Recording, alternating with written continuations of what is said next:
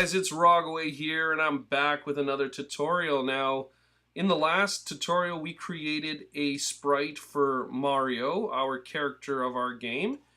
And so that's where we left off, and we included a walk cycle within this movie clip, and we also have a frame here where he's standing still. And now what we're going to do is we're going to actually add some code to it to make this work so that when we press keys on the keyboard, when we actually start to move Mario around, he's going to actually move where we want him to go. So we can do that by clicking here, fit in window. We've got the stage set up with Mario. I'm going to just put him down in the bottom left corner, somewhere about here. We'll position him properly afterwards. And then I'm going to go to my actions. So window, actions.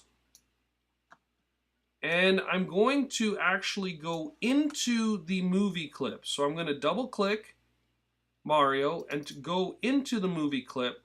You can see that we're inside there. Right here, we're in Mario Move. We're going to go to frame 1. And on frame 1, I'm going to put a simple stop command. Okay, that's how it should look. And a stop command tells animate not to go past this frame. I'm going to do the same thing on the second frame of this, stop, like that. And we're going to tell it again, if it goes to frame 2, don't go past it, don't go back to number 1. Stay stopped on that frame. Okay, we're going to see why this is important in a second. So, right now, we can go back out. We're in our scene. You can see that our property for this, his instance name is Mario. That's what we wanted. Now let's actually make him do something. Let's add some code that will listen for keys to be pressed on the keyboard that will allow us to move Mario around. We're going to go to Window, we're going to go to Actions. And you'll notice now inside Actions that it shows us that we have some actions inside of Mario Move on frame 1 and frame 2. Okay, so it's telling us that we have some previous actions made. And this is useful because we can see all the actions in our game as we create them. Okay, so we can easily jump between them. But we're going to make one on frame 1 of Mario layer. It tells us right here, Mario 1. And let's create some variables first. We're going to go variable walk speed. This will be a number. It's going to be an integer. And it's going to equal 0 right now. Oh, before we do this, let's put a stop on this frame too, just so it doesn't go past in case we add more frames afterwards. We're also going to make a variable for the y-axis, and that's going to be an integer as well, because it's going to be a number. We'll set that to 0 right now. And I think for now, we're going to leave it at that. We'll add more to it after. Now what we're going to do is we are going to add an event listener, just like we did a couple of tutorials ago. And the event listener for this is going to listen for a keyboard, a key on the keyboard to be pressed. So we're going to put stage, which means it's going to be listening for something to happen on the stage. Add event listener. Listener. And this is a keyboard event. Remember I was telling you in the past tutorial that there's different types. And the first one is going to be listening for a key to be pushed down.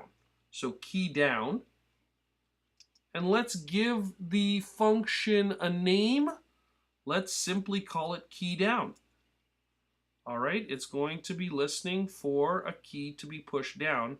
We're going to close that. We're also going to need one for when a key goes up. So I'm doing the exact same thing. Add event listener, keyboard event, exactly the same. Keyboard event dot key up.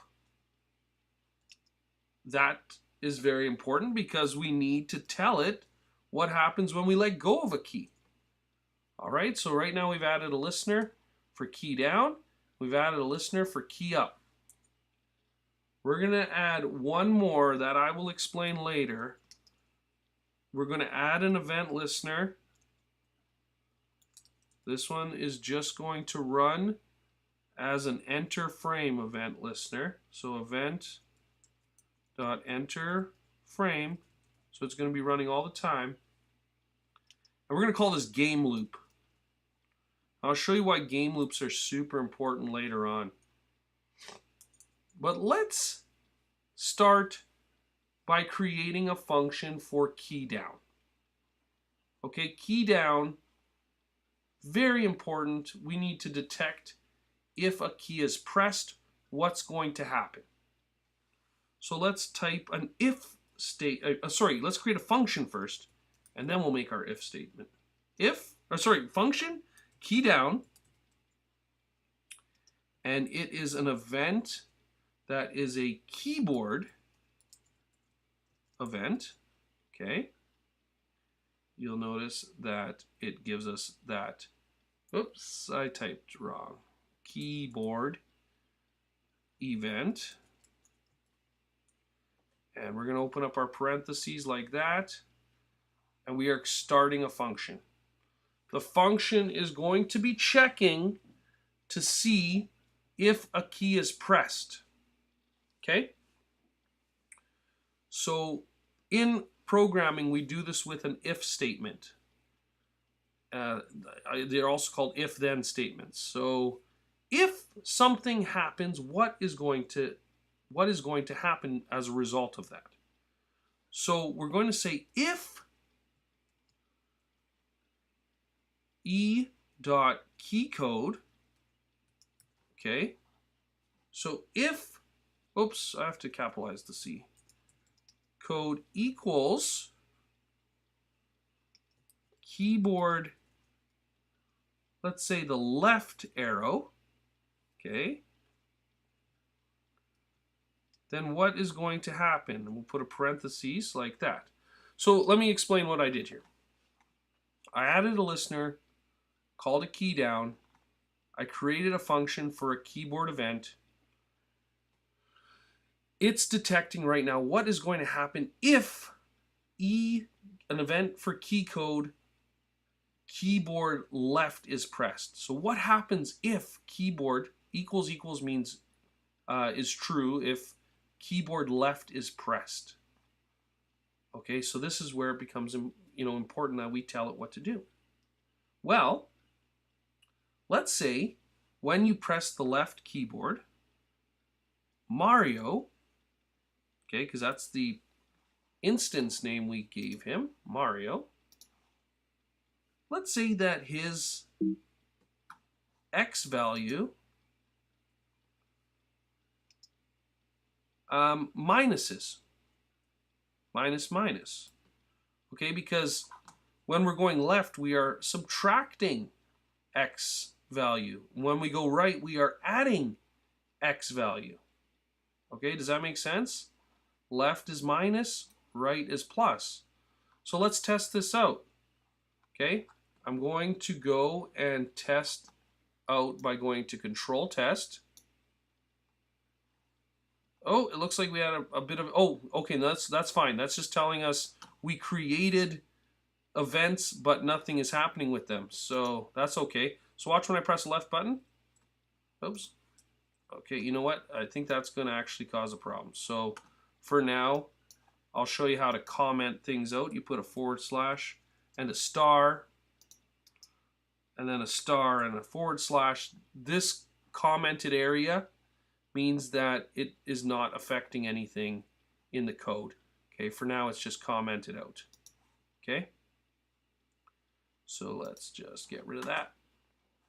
And you know what, I'm going to just change this -2 or equals 5.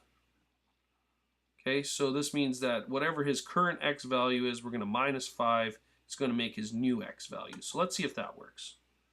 Okay, so that's only for a keyboard down. Let's test it. Now we don't have those errors, and there he goes. So every time I press it, he's moving 5 to the left. Okay? Now we got to add the rest of ours. So what I'm going to do is I'm going to just copy this block right here. Okay, I'm going to copy this block, and I'm going to paste it down below.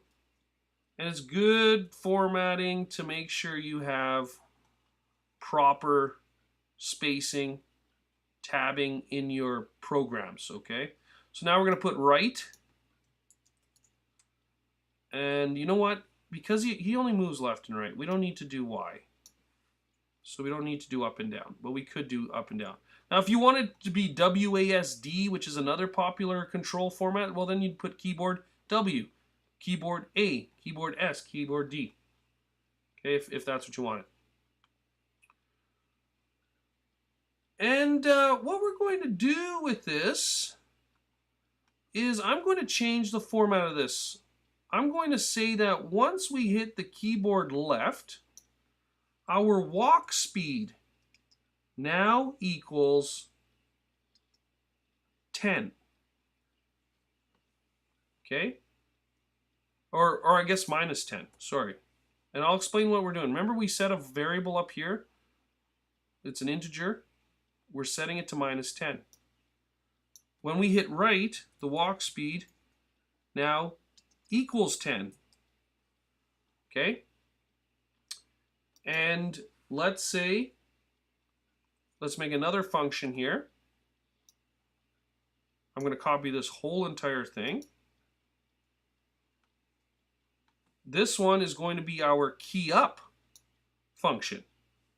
So what happens when we stop, when we let go of our key? I'm going to just uncomment that. Now the walk speed goes down to 0. Okay? Make sense? Good. I'm going to make a function here called, and by the way, you can make functions without adding listeners. Okay? Let's use the game loop though, because we already had a game loop listener here that's going to continue on. So we'll get rid of that now too. Let's do this. Let's go function game loop. Okay. Function game loop. It's an event, so we need to set that up as an event. Okay. It's running. There we go. And what we're going to do is we're going to tell it that when we are doing this, while we are pressing these keys, we want it to affect our player, right? So what we're going to affect is Mario, and we're going to affect his x-axis. And our x-axis will now will be plus and equals, because we're going to add to his x-axis, walk speed. Okay, now I know this might not make a whole heck of a lot of sense, but let me break it down so you get what's happening here. This loop is always playing. That's why it's called a loop. It's something that is always playing. It's always checking. It's an enter frame event. It's always running. These two functions that we created are detecting keyboard entries. This one when the key is down, and this one when the key is up. Okay? They are really important. And all that they're doing right now, the only thing they're doing is they are setting the walk speed for Mario. So when we press the left, we are taking 10 away from the walk speed. When we press the right, we're adding 10 to the walk speed. When we let go and when we're not pressing the key anymore, then it goes to 0. Okay? 0. So the main thing, the most important thing is down in this loop. We created a basically a command here that Mario's x-axis will always be the walk speed. Okay, so we're always adding whatever the walk speed is. So if this works, let's just go to control test. I'm using my mouse keys right now, left and right, and you can see that we are adding and subtracting 10 pixels to Mario as we push the keys, and this is working just perfectly. All right, so we have created a very simple movement. This is very important because obviously if we can't move our character, there is no point in having a side-scroller game in the first place. We need to be able to have some control over our character. All right, so save your work. We're going to continue on with this in the next tutorial.